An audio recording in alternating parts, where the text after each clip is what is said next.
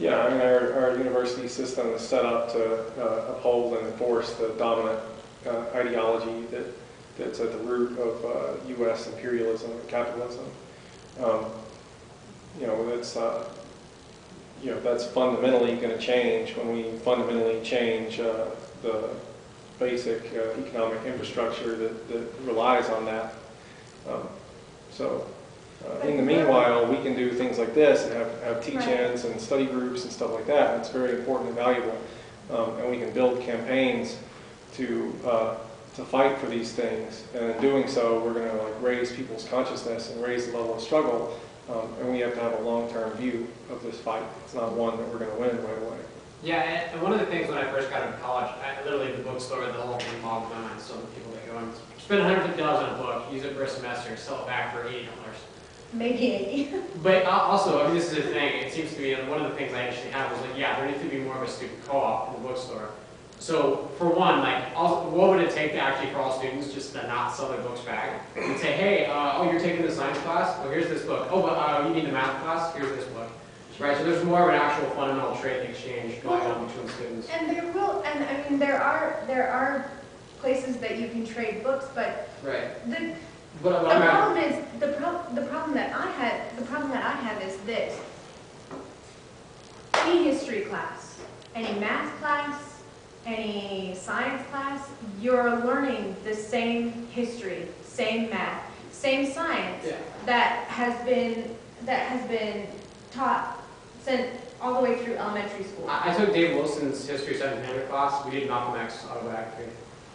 Right. Well, and he does like race and minority relations. I know that he does some different things, and he doesn't use the textbooks that they have. Yeah. Right. But so there are a few teachers doing different things, but how can we make social change? How can we get enough people to change their minds if they're all taught the same thing over and over again? Yes, there will be a few people who take a class here or there that will be eye-opening, but the majority of people are completely asleep about their own history. They're. I think the proper term is brainwashing. Right. I think that and how can we unbrainwash them without proper books? I want to comment on that, and I'll let you speak. When we put forward the education rights struggle as a important strategic thing that is valuable to people, and we need to push the struggle forward and win real gains, not with the view that this struggle is going to fundamentally change the system, or that even education alone can fundamentally change the system. In my view, there's no school like the class struggle. If people really want to learn the way the world works, they need to get involved in production and class struggle and scientific experiment and all that stuff. And you can learn some of that at school, most of it not so much. And that's under capitalism, that's the way it is. And that's the way it's going to be. We can fight for gains and small changes, and we can do that, but ultimately we have to change the social system.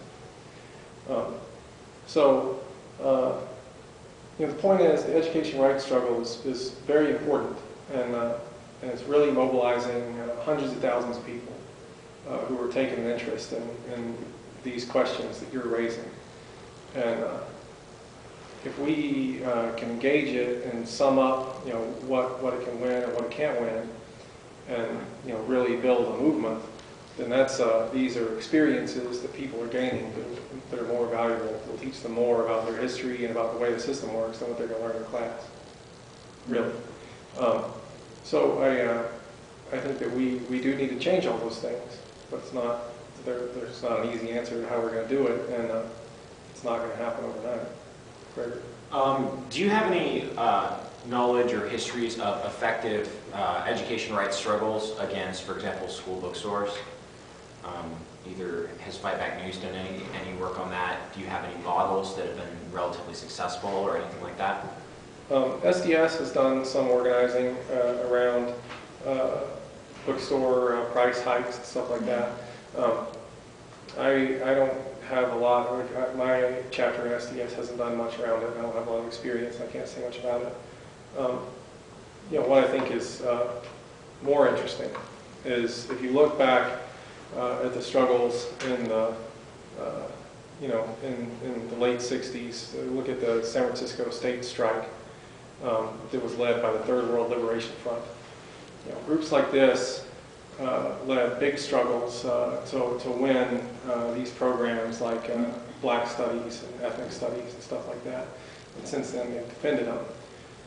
And if we're going to win, you know, real changes in education, it's by winning programs like that: Ethnic Studies, Women's Studies, Black Studies, Chicano Studies. These exist, and they were won by fights, by real fights, sometimes armed.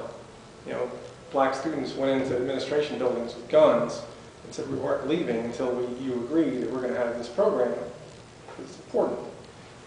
And the problem is that, you know, these are the programs that are under attack in this crisis.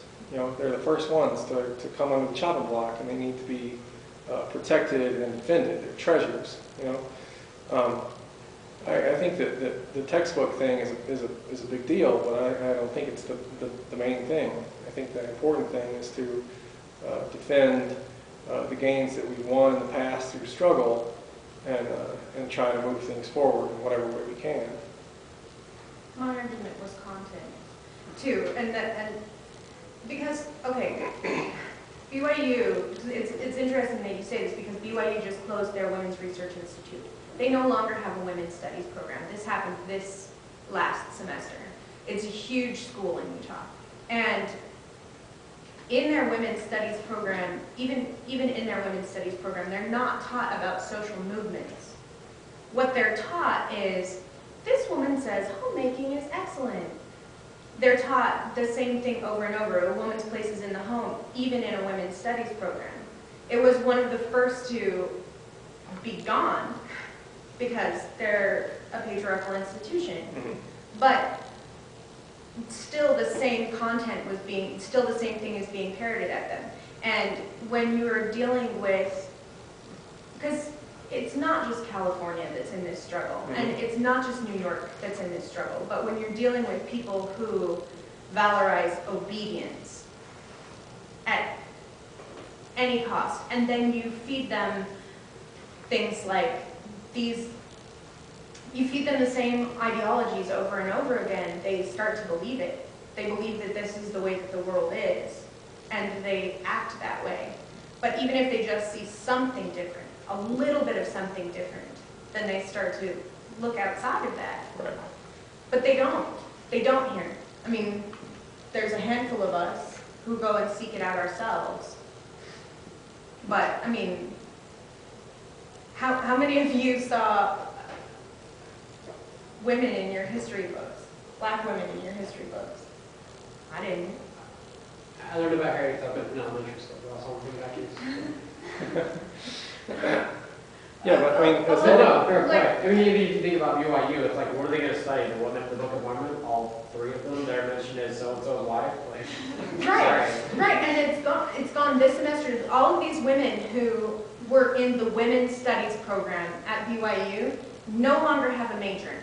They can go into family studies, or they can lose all of their credits, all of their years of work, because it's gone now. so, I think we should fight for those programs. yeah, we should. And the bigger question is, you know, the thing is that the people who decide, the deciders, as Bush used to say, you know, aren't interested in those programs. They're actually interested in those programs not existing, Mm-hmm. right? So when they get the opportunity, and this crisis is a great opportunity, they're gone. So even the one at Brigham Young is, you know, they can teach all that stuff at home, so why have that program, right? But you know, what we have to do is change who the deciders are. If we can't change who the deciders are, then that's the problem. We have to be those people that make those decisions as to what gets taught. And we can do that by, you know, I don't really know how the education system in Utah is organized. With California, the question is, you have to remove the Board of Regents, totally change the way that structure functions and operates, and democratize it. So that's one of the demands in California, is democratize the regents. So if the regents aren't serving the people, they should be gone, and they're not. So what do when they meet? They surround them and blockade them into their meeting and don't let them leave.